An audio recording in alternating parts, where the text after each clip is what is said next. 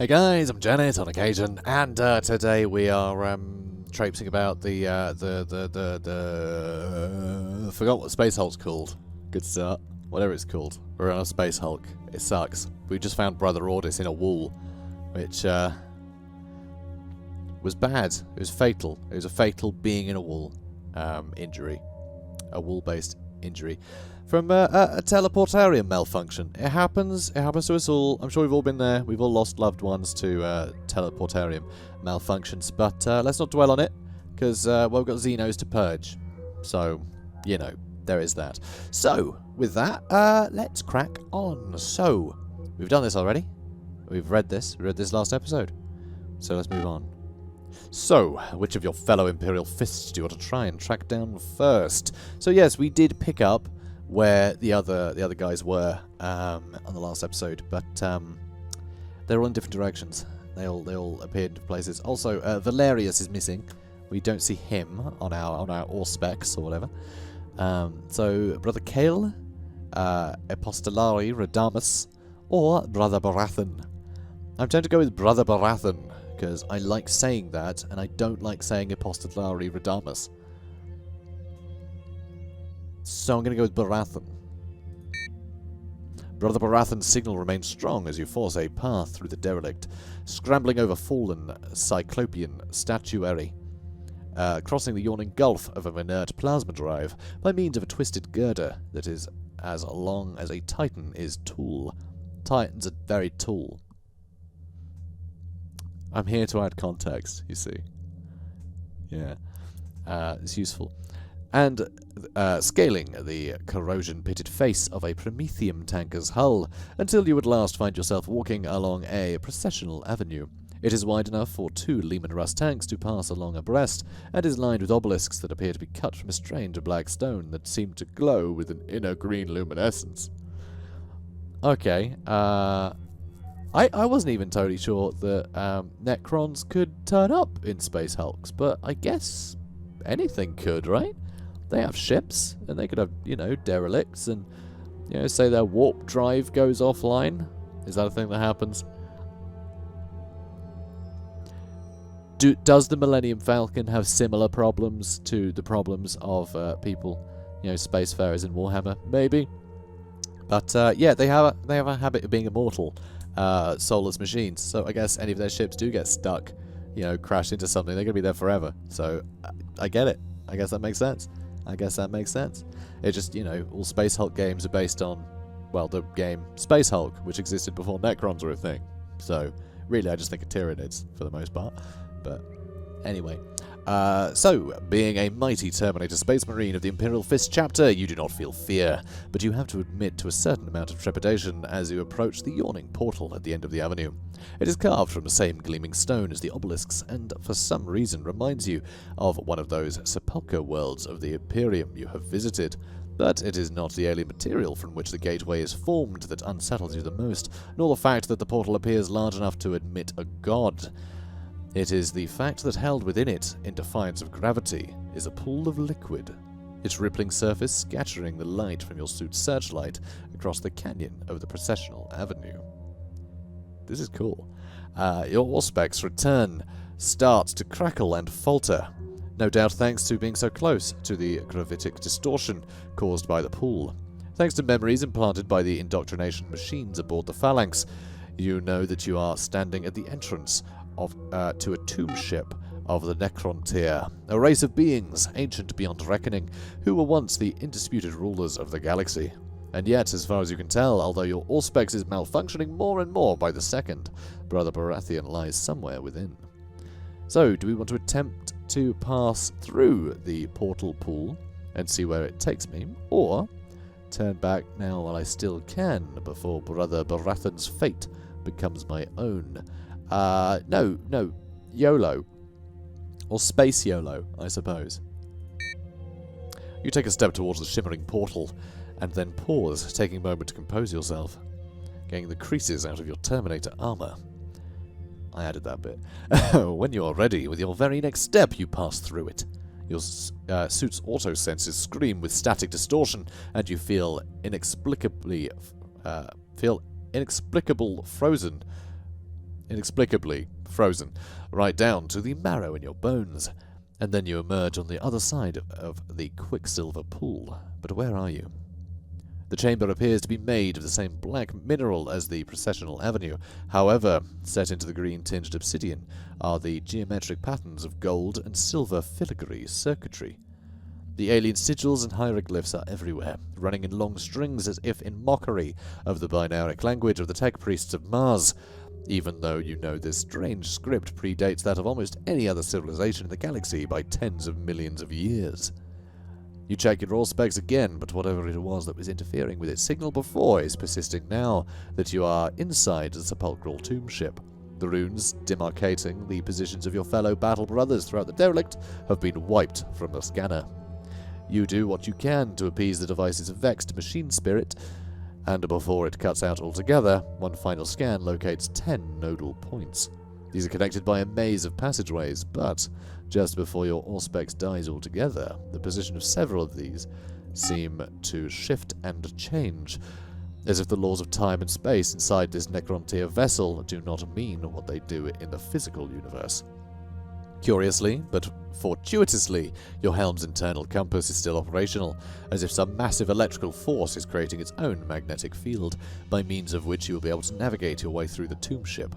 Behind you stands the shimmering portal by which you entered the silent sepulchral craft. In front of you is nothing but a wall of black marble inset with sunken hieroglyph circuitry. The only routes open to you are to leave this chamber by the green glowing passageway heading east, or its opposite counterpart to the west. East or west? East or west?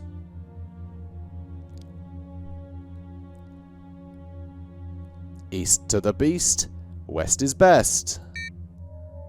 The passageway leads to a hollow pyramidal chamber. This is the point designated as Node 1 by your Auspex. Handy! Very handy. May as well start with the first one, right? Examine the chamber. Accompanied by an almost imperceptible robotic whirring, what is clearly a weapon mount tracks your movements as you breach the chamber. At the same time, the crystal prisms within it begin to glow with a sinister emerald light. You are in no doubt that the weapon is charging in readiness to fire. There are only two ways out of the chamber, through an archway in the north wall and another in the east.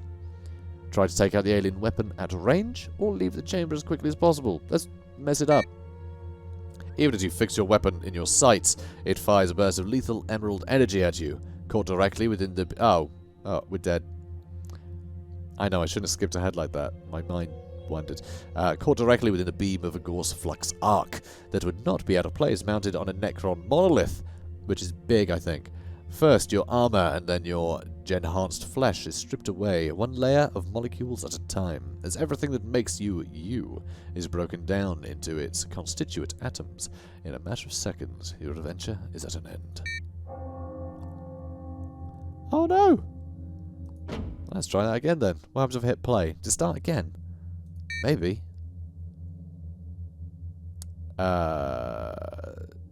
Okay. This data has already been read once.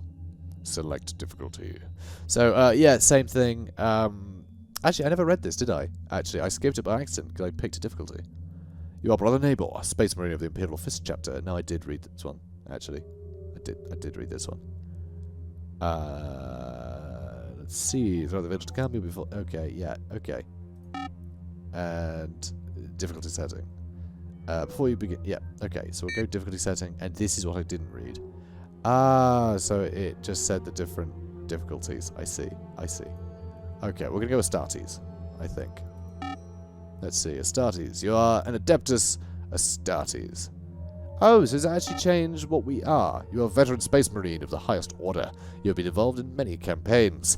And board... Oh, so the top one is actually the... I think the top one might actually be the easiest. Which is like the opposite of how difficulty settings are usually laid out. You know what I mean? So you're a veteran space marine of the highest order. You have been involved in many campaigns and bought Herald of Oblivion with abilities and skills befitting your rank and experience. You begin the adventure with 25 wounds, 5 purity points, 10 save states, and you're only equipped with a Storm Bolter, Power Fist, and Combat Knife. You also begin with 4 clips of bolter ammunition, with each clip containing 20 bolt shells. This setting is recommended for experienced Astartes. Oh, okay. Okay, no worries. That's, yeah. Okay, fine. And the next one, Astartes. You are an Adeptus Astartes. While you're one of the foremost warriors, the Emperor of Mankind, you have not honed your skills to perfection across multiple campaigns as some of your elders. You bought Herald of Oblivion with increased combat abilities to help you during fights. You begin the adventure with 40 wounds, much more, 10 purity points, 20 save states, and you are equipped with a Storm Bolter. This one, say we did for people on the first time. Cool. And you are initiated with Imperial Fists, and you're using this experience purely as a simulation of events. You begin the adventure with 40 wounds, 30 purity points, unlimited save states, and you're equipped with a Storm Bolt. I see. So the idea is... Okay, so... Yeah. If you're initiated, it is the easiest. But it's only because you're not actually there. I see. I see. You get a back button. Huh. And a free choice button. Should I be doing this just so we could play the story through? Maybe. Huh.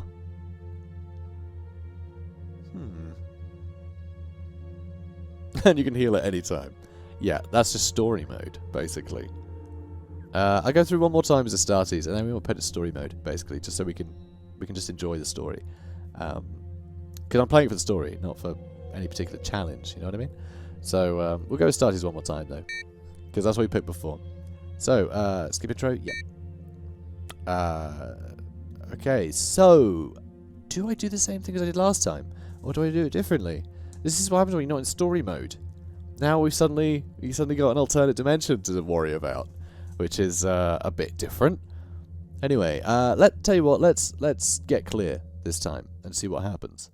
So get clear of the ancient teleportation device as quickly as possible. Yes, so if you guys recall, the teleportarium was malfunctioning because the Dark Eldar decided to attack our ship, and we decided to stay put. So we did get teleported with everyone else, though some of them got teleported wonkily.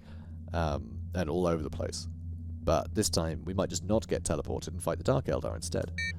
So, with the lumbering steps, you move towards the edge of the teleport platform. Jagged bolts of untamed energy lash down around you, exploding sparks from the metal plates at your feet. Stay where you are, Clavis shouts again. Is that a note of panic in his voice? I would rather now do as Clavis commands, or throw myself clear of the teleport. Suit servos, screaming, electrically motivated fiber bundles enhancing your own already prodigious strength, you throw yourself off the raised dais of the teleportarium platform. At that exact same moment, there is an explosion of warp energy around you, as the now unfocused Gellerfield collapses. In that instant, In that instant, unfettered forces tear every cell in your superhuman body apart from the inside, ripping you from the material universe, for your component atoms to be scattered on the tides of the warp for all eternity. Hooray. Lovely. Next time, perhaps you would do better to follow the orders of your superiors. Naughty, naughty. Your adventure is at an end. Let's try that again. I just wanted to see. Oh, we're not in story mode. Let's put it in story mode. Let's put it in story mode. I'd rather not have to recap all the time. And who cares about the combat? I don't. So, difficulty. Initiate. So, already been read once. I know, skip the intro. So, stay on the teleportarium. Good. Good. We're under attack. Xenos, pirate scum, etc. Then, Wheels of Fate. Oh, so that's the point. So this might be different this time. Is this... I think this is a way to randomize the game, because you end up restarting it so often. So I think this is so you're not covering the same tracks each time. I think that's what this is. So we've got 2 fists and a skull. Fate determined. Your vision blurs. Okay, for the briefest nanosecond, it feels as if you are occupying 2 places.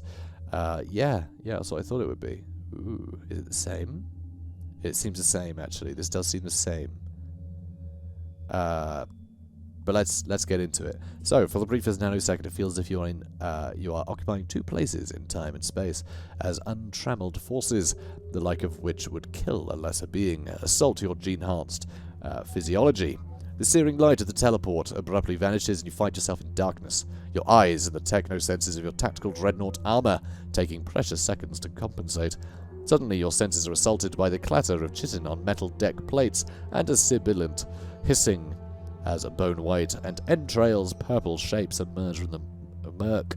the HUD of your suit revealing them in infrared as hot yellow blurs running towards you. Years of training and psycho-conditioning that long ago became instinct allow you to react without the need to resort to conscious thought. But which weapon will you use to defend yourself?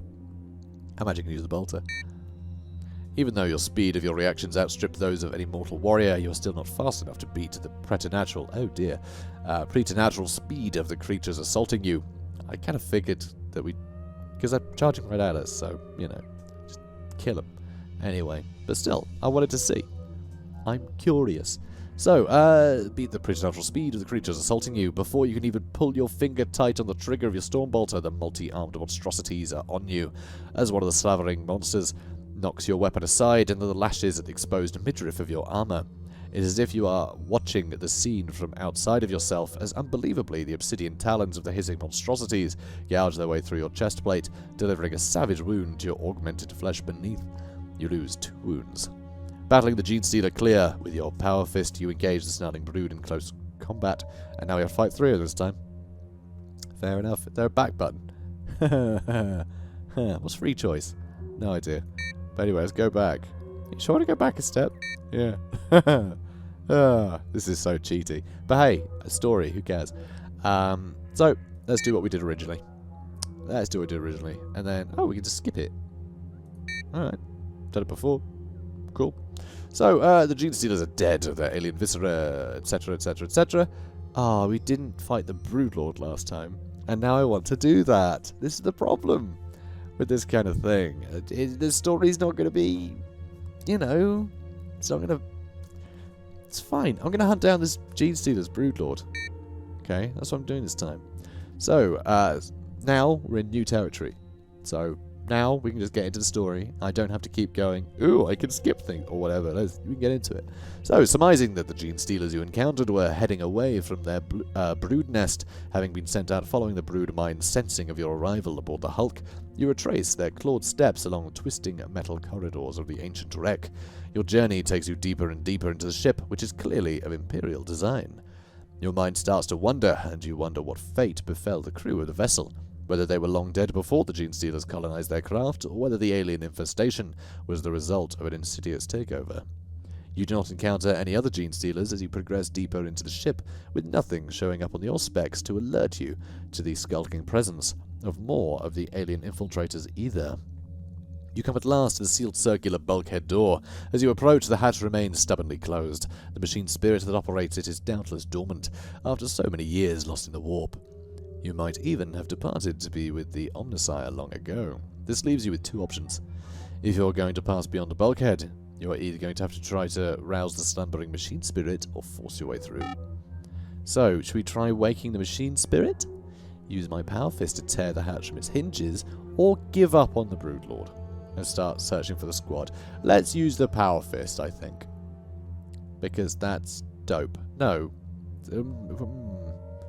Machine spirit. Let's try waking the machine spirit. Makes less of a fuss. So, depends on what purity is. Interesting. I guess because machines and God are the same. Sort of. In weird ways. So, 40k. What can I say? Accessing the door mechanism terminal, you connect your own suit's machine spirit to that of the bulkhead door, offering a prayer to the machine god as the cogitators greet each other. I do love how it's machine spirits, right? They believe that, you know, computers have souls essentially and will talk and communicate. You know, and the idea of the cogitators, which is I guess the processors, I don't know, whatever. They're greeting each other. I think it's really good. The cogitators, I guess the programs, you know. It's very silly. So my purity score is equal to or greater than 5. In the stillness of the empty passageway, you can just make out the binaric chatter of your suit's cogitator systems, attempting to commune with the bulkhead door's machine spirit. Then suddenly, there is a static-washed chirrup of a response, and with the creaking of ancient hydraulics and a pneumatic hiss, as air pressures equalize the hatchway, irises open. You check your auspex, but there is still nothing. Boldly stepping through the portal, you make your way along the passageway beyond. Your footsteps echo eerily from the metal grille floor, and you see signs of something, or more likely several somethings, having broken through the floor, walls, and ceiling at several junctures, but whatever it was, it clearly isn't here now. You reach another hatchway, but this one activates automatically as you come within sight of its electronic eye, but what awaits you beyond causes you to catch your breath. Contained within what appears to be an ancient cargo hold are the curled, sleeping bodies of dozens of gene stealers, or at least they were sleeping until your arrival opened the bulkhead door. A sinister susurrus fills... Susurrus. Great word. Susurrus. Susurrus. I had to say it one more time. Fills the vaulted chamber as the gene stealers begin to stir. You're going to have to act fast as if you are to deal with the very real threat the Xenos possess. Start firing my Stormbolt on full auto, seal the door again while the Gene Stealers are still waking up, or flee the Gene Stealer nest as fast as the Emperor will allow. I feel like shooting at them. We're never going to kill them. Right, we're never going to kill them all. If we just start blasting. So, I think we seal the door. Although, they can cut through Terminator armor, so can they cut through bulkheads just as easily? We did see, you know, there's some things had cut billions of holes all over the place, right? So maybe just run, but then surely they can outrun us. We're in Terminator armor. We're not quick. So basically all of these options suck because there's a billion gene stealers. So let's seal the door again. Let's seal the door again. If they start coming through in little holes, we can just put our, you know, Stormbolter in the gap of fire, right? Let's try that. Hopefully. Okay, so, slamming a ceramite-encased palm against the auto-lock mechanisms of the door, you watch as the hatch iris closes again. Ugh. A pair of the aliens reaches the door before it can close completely, and with a terrible rending of metal, they tear their way through. Hopefully not enough to let them all through. You have no choice but to engage the Gene Stealers. You're facing off against 2 Gene Stealers. Fight! Test your might. So, let's... We could advance or withdraw. So I could withdraw and then shoot at them a bit. Cannot attack at this range. Proximity 2, actions 1. So we should get a couple actions before they can attack us, right? Right? Is that how that works? Maybe. Maybe. We will be using ammo doing this, though. I keep clicking on it to shoot. Looks like we hit him.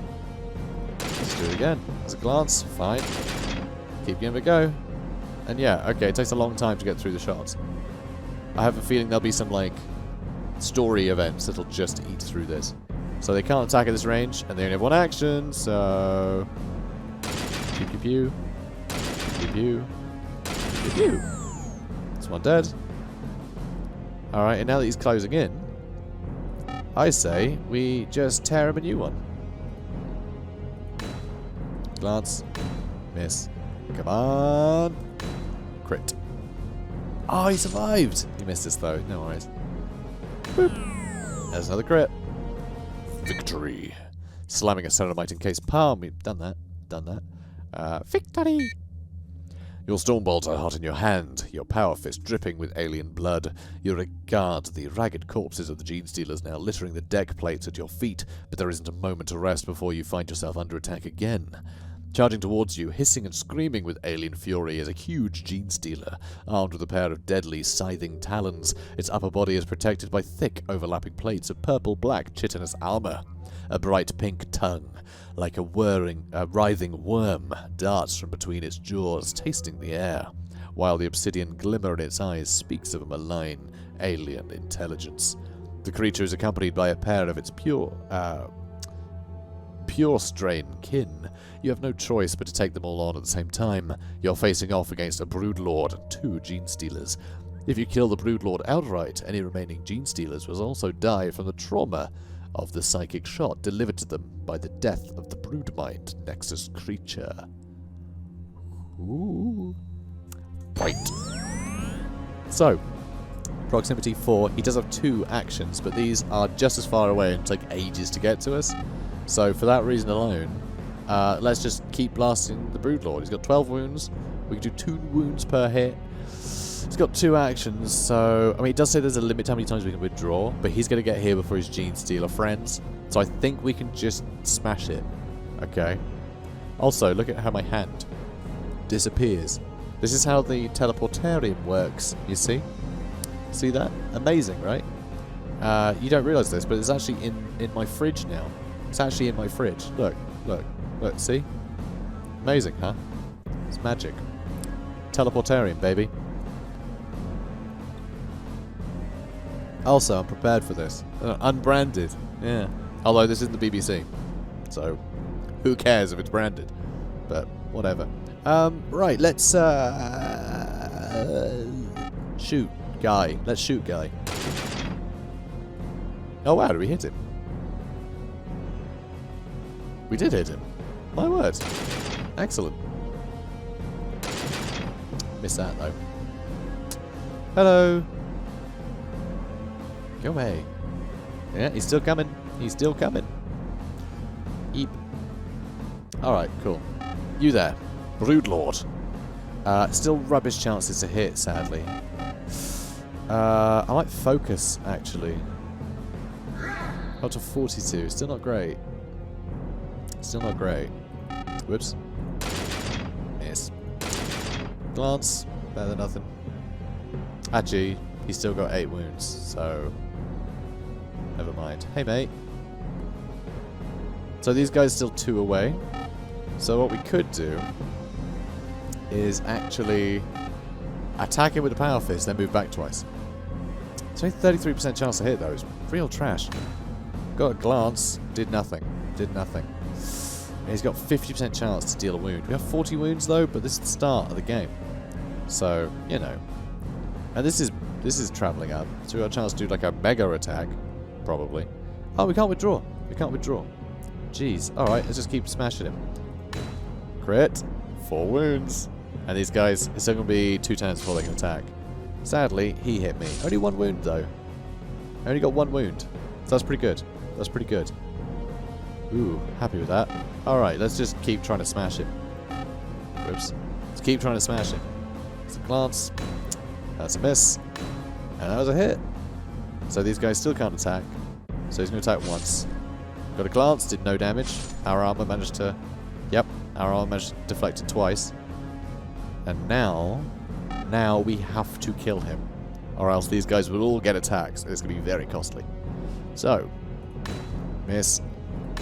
Glance. Miss. Oh no. Crit. Oh, 2 damage. Luckily, glance got shrugged off. Ooh. Yeah, take a lot of damage. Okay. Glance. Glance. Oh, 100% chance to do 6 wounds though, because our mega meter got there. For Dawn! And oh, they're still attacking. I thought these guys would run away. I guess the story lit. Oh, fight is over. Okay, they did die. I think. I guess. So, yeah. Victory. Sword of Ancients. Find the relic blade. Oh, you just get that. Did we get a relic blade? Oh. Ooh. Ooh, relic blade.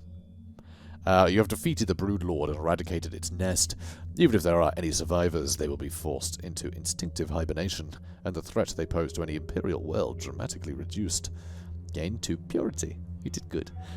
Picking through the gunk and resinous secretions, you find 3 clips of Stormbolter ammunition, each containing 20 rounds, along with an ancient relic blade.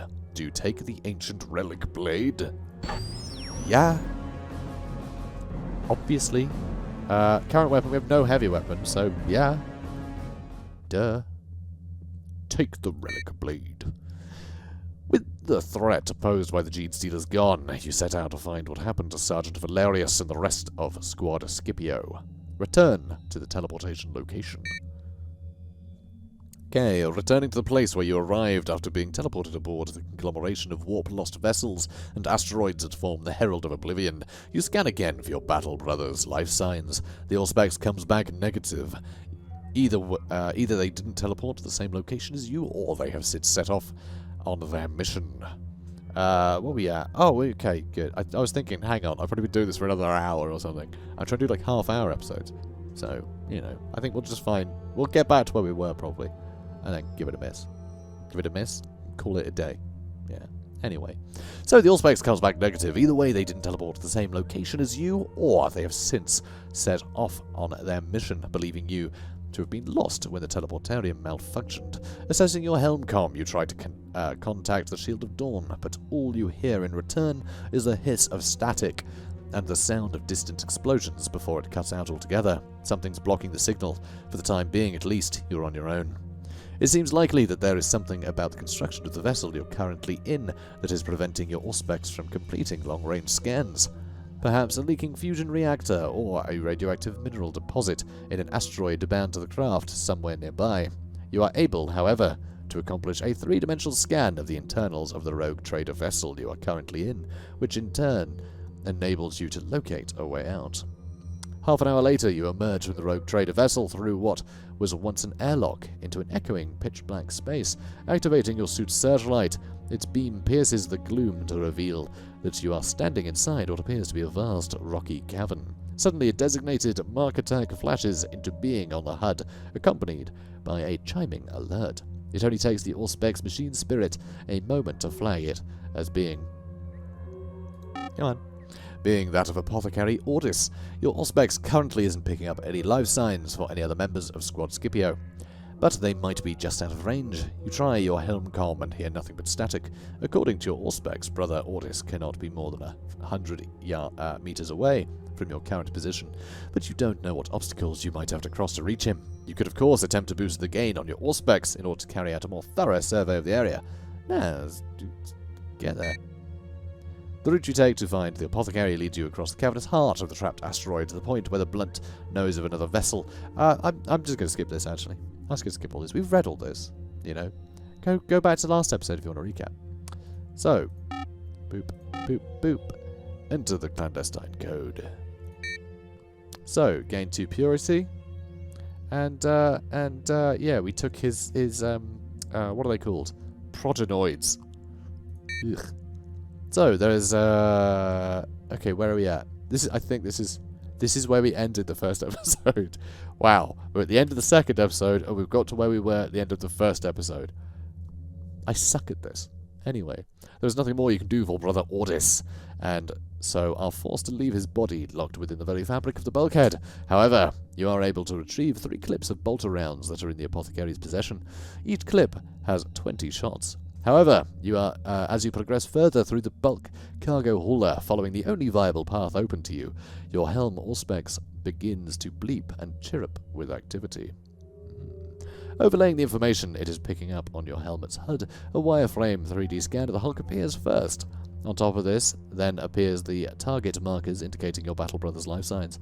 A feeling of relief washes through you as you see that the rest of the boarding party are all still alive. Although they appear to have somehow been scattered throughout the Hulk, all except for one. Your Auspex has failed to pick up Sergeant Valerius' signal. Based on the primary scan downloaded into your Auspex whilst you are still on board the Shield of Dawn, and from the information your Auspex has picked up since, including the locator signals relayed from your Battle Brother suits, you know which direction you need to travel in to track each of them down. However, you have no idea what sort of environment you will find there or what secrets those areas of the Herald of Oblivion are hiding. So, which of your fellow Imperial fists do you want to try and track down first? And I might pick a different one at the start of next episode. Might go for Brother Kale, because I don't think it matters. I think it's just sort of 3 different chapters of the book. But I don't know. I don't know for certain. But I think I'll go Kale next, because once again, I don't want to have to say Epostolari Radamus, although I'm getting quite good at saying that. Epostolari Radamus. Epostolari Radamus. Epostolari Radamus. It's a fun song. It's a fun song. Anyway, guys, I think we're going to call it here. We're going to call it here because it's been half an hour, and that was my plan. It's actually been 34 minutes and 14 seconds, but, you know, whatever. So, guys, if you enjoyed this, please do comment, like, and subscribe, and I'll see you in the next one. Have a good day, guys.